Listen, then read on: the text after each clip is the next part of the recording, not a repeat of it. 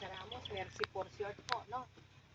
Ang dating provincial secretary na naging regional secretary. Po. So, ayun po, ang pagkilala ko po, ang PD na nangunguna ng Tarlac, ano po.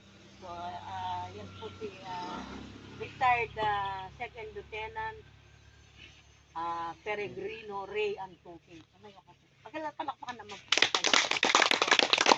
Siyempre po, andyan po ang ating RD, Regional Director po ng Region 3. So, kami po, lahat po ng region talagang sakit po namin, pero ang gusto po kasi ni RD, ni PD, ma-focus ang Tarlac. Kasi taga-Tarlac po kami. Na sana po maging magandang samahan natin at lalo na po ngayon, lalong gumanda kung nakikita niyo yung mga post namin. So, sir, nakita po kung paano tinanggap ng Tampo Krami, ano po. O, pakilala ko po, Master Sergeant Domingo Ramos po, Region 3 Director. So, yung po mga kasama ko lang po munang pakilala ko. Ano, ito po ang chairman ng Hirona Tarlac.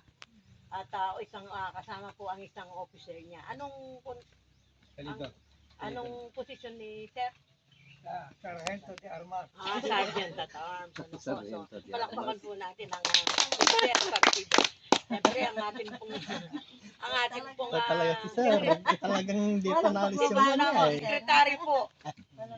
At may bahay ng ating PD, Madam Leonie Antuki.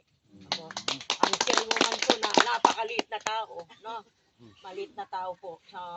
Talagang maliit din po yung boses niyan.